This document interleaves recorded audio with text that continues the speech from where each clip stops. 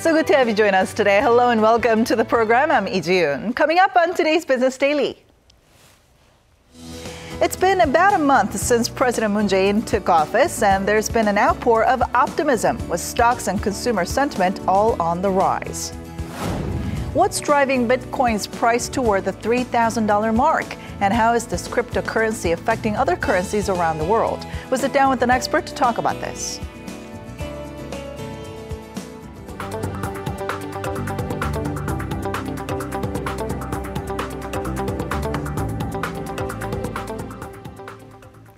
But first, the OECD expects Korea's economy to grow 2.6% this year, unchanged from its previous outlook released in November last year. However, the Paris-based international organization lowered the country's growth forecast for 2018 to 2.8% from its earlier forecast of 3%. In its biannual report released on Wednesday, the OECD said it expects Korea to experience modest growth on the back of recovering exports owing to increased global trade. However, it noted that heightened geopolitical tensions and rising household debt could present downside risks for Asia's fourth largest economy. President Moon Jae-in's special advisory team met with business groups representing small and mid-sized enterprises for the first time on Thursday.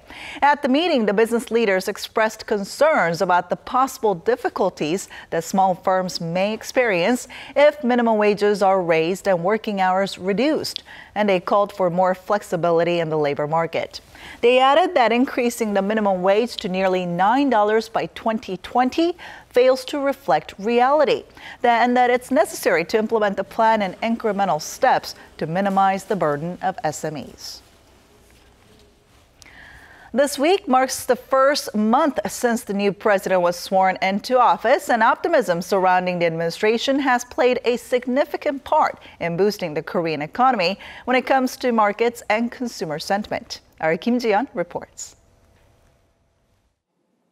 Korean stocks hit historic highs during the month of May and early June, driven by heightened expectations for the new Moon Jae-in administration. Korea Exchange says the benchmark Kospi has one of its best months in May, recording a rise of over 6%, the highest in nearly 5.5 years. In the one-month period following Moon's inauguration, the index has climbed nearly 3%. Market cap has also surged during that time by more than $36 billion to a combined $1.4 trillion US dollars.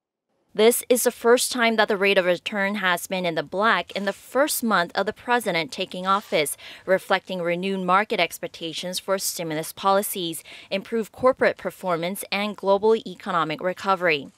And it's not only stocks. Consumer sentiment, which had been sluggish since the Seoul ferry disaster in 2014, is also showing signs of recovery. Data by the Bank of Korea shows sentiment rose nearly 7 points in May from the previous month to the 108 mark, the highest in more than 3 years. This reflects budding optimism about the economy, which could lead to more spending on goods and services. Also playing a big part in this increased positivity is skyrocketing exports. Outbound shipments have been climbing since November, logging double-digit growth from the start of the year. In addition, President Moon Jae-in's emphasis on job creation, as seen in the government's massive supplementary budget proposal, is also cause for optimism. There are expectations that real estate prices will go up as well. Prices of major apartments in the popular southern Seoul region have jumped nearly $90,000 during the past month on expectations that the new administration will not impose overly heavy regulations on the market. Kim Ji-yeon, Business Daily. With youth unemployment as high as it has ever been, there's been an increased emphasis on job creation for our youth. With that in mind, our Elliot Kim digs into some potential solutions. It's not news that youth are struggling to find jobs. In April, the youth unemployment rate reached a record high of 11.2%, accounting for an estimated 1.2 million people. In the midst of this, a recent report from the Bank of Korea has captured people's attention for putting forth the argument that increasing regular jobs will in turn improve employment, even if it means wages are slightly lower. Research from the central bank indicates that shrinking the proportion of irregular jobs by 1 percentage point will lead to a rise of almost a quarter percentage point of young workers in the overall workforce. For older workers, it will push up their share by nearly 0.2 of a percentage point. The study also points out businesses with a high proportion of irregular employees tend to shy away from hiring young workers. And likewise, young job seekers are also less inclined to try to land jobs at those companies. In addition, companies in Seoul and firms with high computer utilization are reported to have a higher percentage of youth employment along with better wages. Startups are also seen as one of the keys to unlocking the youth unemployment problem, with Bank of Korea analysis identifying IT and communication-based startups as potential contributors to the expansion of youth employment. Elliot Kim, Business Daily. Korea kept its position as the country with the fastest internet speed in the world during the first quarter, continuing its 13-quarter streak. According to a report by internet monitoring firm Akamai, Korea led the way with an average connection speed of 28.6 megabits per second, the only country that surpassed 25 megabits per second. Norway was the second fastest with 23.5 megabits per second, followed by Sweden, Hong Kong, and Switzerland. India and the Philippines had the slowest average connection speed of just 6.5 and 5.5 megabits per second, respectively. The average global internet speed was 7.2 megabits per second, up more than 15% from the same period last year. Surging unemployment levels, pricey homes, and a rapidly graying population. These are just some of Korea's long-term social issues that the government has been trying to tackle. But now it looks like the private sector will be rolling up its sleeves with the launch of a new organization with big goals. Our Lee Joo-young tells us more. Impact investment is a form of investment that funds companies and organizations committed to addressing social and environmental issues at a financial return. And this form of investment is gaining traction here in the country. Impact Finance Korea is one example, which is set to kick off early July. Established by former Finance Minister Lee Hyun-jae, the organization aims to resolve social issues that the government alone cannot and pursue the creation of social and financial value for society over profit. It says its goal is to attract about $62.5 million through donations this year and raise an additional $179 million from investors. Over the years, a substantial part of projects and social enterprises have been supported by government assistance to the tune of $97 million over the past 15 years.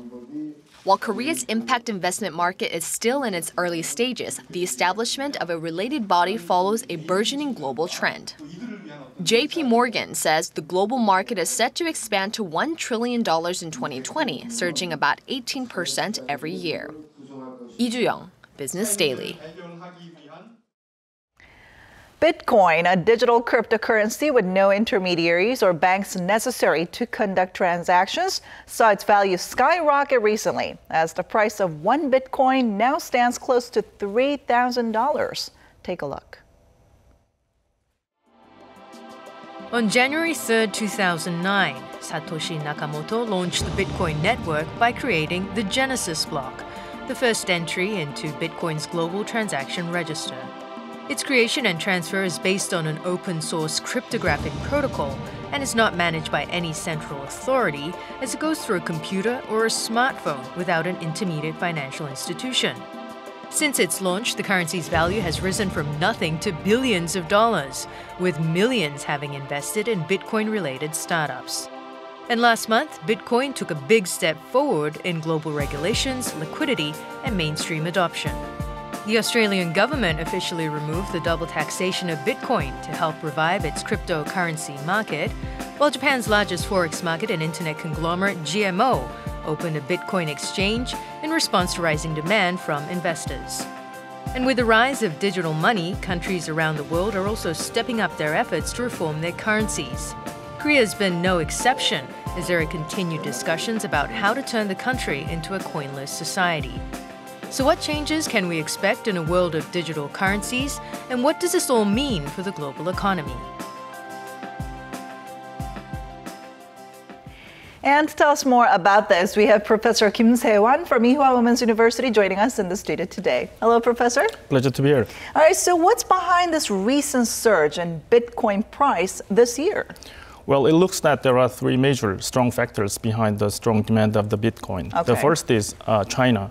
Chinese government from last year is controlling the outflow of the funds to avoid the financial instability. So that made Chinese investors to buy more Bitcoins instead of the foreign assets. And the second factor is more pro-Bitcoin use environment. Actually, Japanese government recently approved officially the use of the Bitcoin along with UK and US. So that made Bitcoin more credible all over the world. The last factor is geopolitical tensions in Middle East countries. So that made a stronger demand for a safe asset, and Bitcoin is considered as a part of the safe asset. But then there are also voices of concern that there is Right. a bubble in this cryptocurrency market. Tell us more about this. Well, if we take a look at the price change patterns of the Bitcoin, it shows a typical pattern of the bubbles. So in the long run, the bubble should be bursting out. So as we have seen from the report at the beginning of this year, the price of the one Bitcoin was $1,000, but that increased up to 3,000 level in 5 months. And that means 200% of the return. But we need to remember that when there was a concern about the digital security of the Bitcoin 2 years ago, the price of the Bitcoin plummeted down to 200 level. So according to also survey, strong demand for Bitcoin came from 3 countries, China, Japan, and Korea, from particularly young people. Okay. So that means this investment is pretty much irrational speculation. And also recently, a growing number of countries around the world have been taking a step forward to reform their currencies. Do you think this is in response to the rise of Bitcoin and cryptocurrencies around the world? Yes, I do. Basically, Bitcoin is a part of the fintech. So with the rise of the fintech recently, and with the huge cost of maintaining paper-based and metal-based payment system, every central bank has been searching for a way to substitute a traditional payment system. For example, Bank of Korea is spending more than 150 billion won every year in printing new money. Wow. It's very expensive.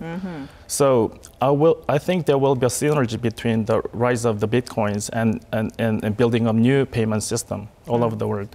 Now, what impact do you think the rise of Bitcoins and currency reforms will have on the global economy as a whole?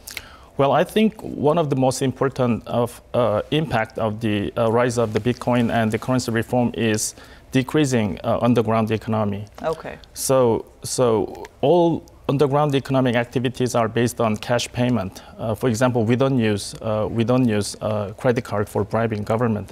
So it's going to be extremely difficult for people to use Bitcoins in underground economy. And also related to large denominating bills like 50,000 Korean won bills, the recovery rate is only 60%. That means 40% of the 50,000 won bills are kept by people or used in underground economy. So in the long run, the currency renovation is related to providing less amount of the large denomination bills like $100 bills and 500 euro bills. Now, but considering that Bitcoin is a rather two-sided coin with its market price rather determined in a vacuum, which could potentially lead to wide fluctuations. So what are some of the major tasks faced by Bitcoins and other cryptocurrencies from here on out? Well, there are 2 major concerns related to more use of the Bitcoins. The first is digital security is not cleared yet. So if hackers are attacking servers of the Bitcoins, we can lose all the Bitcoin values instantly. So that is not cleared yet. Second is, which is more important issue is, if Bitcoin is widely accepted everywhere all over the world in buying goods and services, the central bank loses the power of monetary policy. So that is another serious concern, and that is why every central bank have been avoided discussion about the Bitcoin. But in the future, I think we can avoid the more use of the Bitcoin in the long run. Right, with this rise of Bitcoins right now even. All right, thank you so much for coming in today. Thank you very much.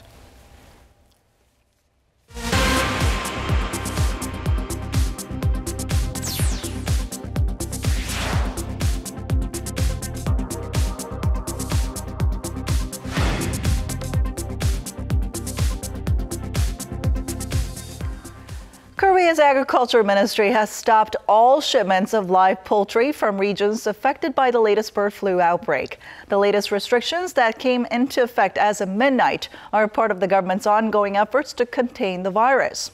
Authorities are also looking to purchase birds from farmers in the affected regions and provide them with low-interest loans to help them cope with the financial losses. The latest outbreak, first reported in Jeju Island last Friday, has resulted in the culling of nearly 200,000 birds in 82 farms across the nation. Over the past 2 years, U.S. oil production has emerged as a threat and disruption to the global crude oil market. While OPEC and non-OPEC major producers have been cutting output by 1.8 million barrels a day to raise prices, U.S. supply remains plentiful. A Wall Street Journal report indicates that U.S. crude oil exports currently average 1 million barrels per day, double the pace in 2016. The U.S. Energy Information Administration expects production to keep rising up to a record 10 million barrels a day next year, surpassing the current record of 9.6 million barrels set in 1970. The recent surge seems almost unstoppable. Exports from America only account for 1% of the global market share, but global prices have been tumbling since the U.S. lifted its 40-year-old ban on oil exports in 2015. Prices peaked in 2008 at nearly $150, but now sits at only one-third of that. As the new government forms policies to tackle air pollution, there's concern among some business owners that they may be subject to a steep tax hike in the coming days. This, as many are making the case that taxing one energy source, especially diesel, will not solve the fine dust problem. Our Eunice Kim has more. With 8 of Korea's oldest coal-fired power plants preparing for a temporary month-long shutdown, some are wondering if the new Moon Jae-in administration will next turn its eyes to revising how the government taxes energy sources. As I recall, a fuel tax was not among the pledges. We'll need more thorough examination of issues like these. A strong case has been made for taxing diesel more heavily, a high exhaust fuel that's also high in efficiency and in high demand among Korea's motorists. It's currently taxed less than gasoline, supporting the case for diesel vehicles, which made up 48% of newly registered vehicles last year. A report issued in 2015 by the Environment Ministry's National Institute of Environmental Research showed that diesel vehicles accounted for nearly 30% of pollutants in the capital region, a region, it should be noted, which lacks heavy-hitting polluters like factories and power plants. But this suggestion is raising the ire of some who'd view such a move as the government passing the buck to regular folks, as many self-employed truckers use diesel on a daily basis to make ends meet. Diesel prices already take up 30 to 35% of our overall costs. If it goes up any more, it'll take up half. Others point to the fact that diesel still significantly trails behind coal in producing fine dust, leading to the opinion gaining traction that the tax burden should be shared by energy type. The National Institute of Environmental Research suggests taxing proportionate to social cost, adding that doing so would be effective not only in leveling income distribution, but also price. By issuing taxes based on how much the source of fuel impacts the environment, the market will be motivated to make choices that help reduce fine dust. As revising the tax code on energy sources has many facets up for consideration, including market impact and income redistribution, it's one that needs to be thought through carefully to achieve social consensus. Eunice Kim, Business Daily. Korean food is well known for its fiery kick. A lot of people say that when the economy is slow, super spicy dishes become more popular, a trend seen recently in the food industry. So what kind of dishes are bringing tears to people's eyes? Let's take a look. Hot and spicy dishes are found all around the world, but Korea, food producers these days are stepping up their game. Beads of sweat form with each and every bite as you feel your mouth is slowly catching on fire. These fiery dishes are drawing attention even among foreigners. Some say the pain is beyond imaginable. It gets worse when I stop eating it. I'm going to keep going. But it's also why spicy food is one of the hottest trends.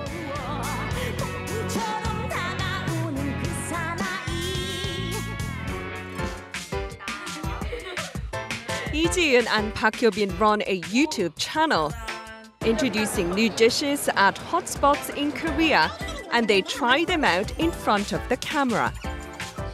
Within 3 months of launching their channel, their subscribers exceeded 5,000 with an average of up to 20,000 hits per clip. The main reason behind this popularity is because of the spicy dishes they try out. Super spicy dishes can be physically challenging, but the two also find them addictive.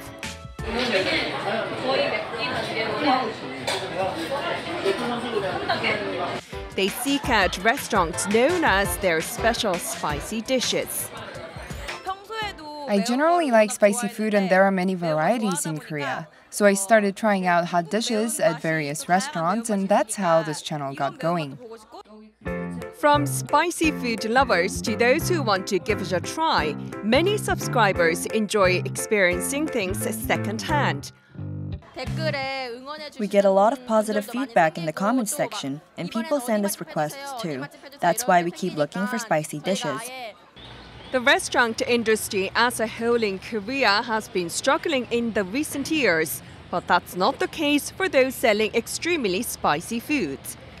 For example, spicy back ribs are now drawing a lot of attention, replacing the previously popular soy sauce flavor.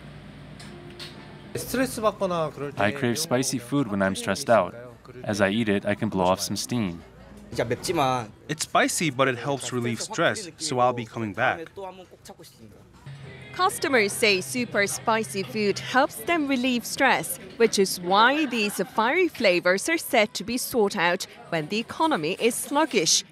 Spicy food is said to stimulate the brain, release endorphins, and help reduce stress.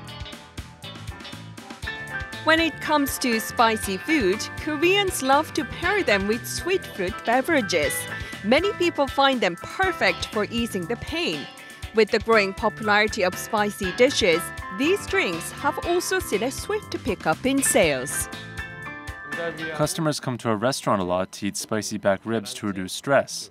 It tastes great with melted cheese, so they enjoy the ribs with cheese, steamed eggs, and fruit-flavored drinks, which is why side dish sales have climbed 10 to 15%.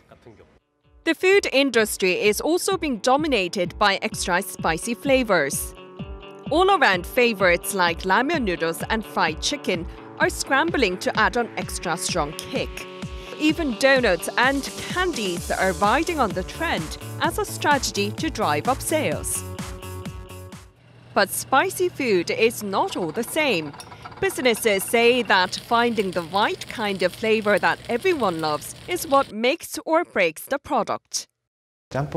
We try to find a hot flavor that's not overpowering and that can be consumed without getting tired of it. The result was this hot seafood jjampong flavor with added spice. Products that are already popular among consumers are adding a new dimension. With even hotter tastes, simple snacks like triangle-shaped kimbap are also looking to attract more consumers. We didn't expect a huge response since consumers had strong loyalty for existing products. But it seems a lot of people are willing to try new things, so the response has been good. Chili-based dishes in other countries or curries are rather limited. But Korea has a lot of variety in its spicy food options, so there are many different ways to enjoy them. Mouth-watering spicy dishes offer people a unique experience in a short period of time. And now companies are looking to lure more consumers from around the world.